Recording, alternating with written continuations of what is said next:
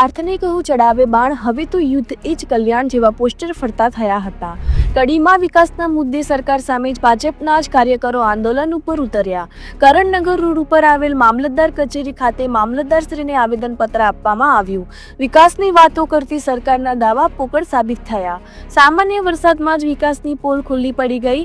કડી શહેરમાં આવેલ અંડરબ્રિજમાં પાણી ભરાવાની સમસ્યા કાયમી ધોરણે નિકાલ માટે અને શહેરની અંદર બનેલા રૂટ રસ્તાની દુર્દશા જે થઈ છે તે બાબતે કડીમાં માથાના દુખાવા સમાન ટ્રાફિક સમસ્યાનું નિરાકરણ લાવવા માટે જન આંદોલન કરવામાં આવ્યું હતું। આજે નગરપાલિકા વિરુદ્ધમાં કઈ રીતે લોકોનો આક્રોશ છે?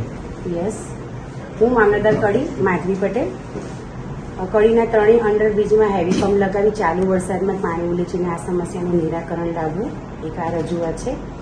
એનાથી વિશેષ એક રજૂઆત એ પણ છે કે ઓવરબ્રિજ બનાવીને આ સમસ્યાનો જે કાયમી ઉકેલ લાવવાની જે રજૂઆત અહીંયા કરવામાં આવી છે, જે સંદર્ભે આ રજૂઆત જે છે એ ખરેખર અમારે ઉપલી કક્ષાએ જે મોકલવાની થાય તો અમે આજે સત્વરે એને મોકલી આપીશું। બીજું અહીંયા તાલુકા વહીવટીતંત્ર તરફથી પણ ભવિષ્યમાં પણ આવી કોઈ ઘટનાઓ ન બને તે સંદર્ભે અહીંયાથી પણ જેટલી અમારે નગરપાલિકા કે જે બીજા વહીવટીતંત્રને જે ખરેખર જે આપણે એક્ટિવ કરી શકીએ તે દિશામાં અમે ચોક્કસ પ્રયાસ કરીશું।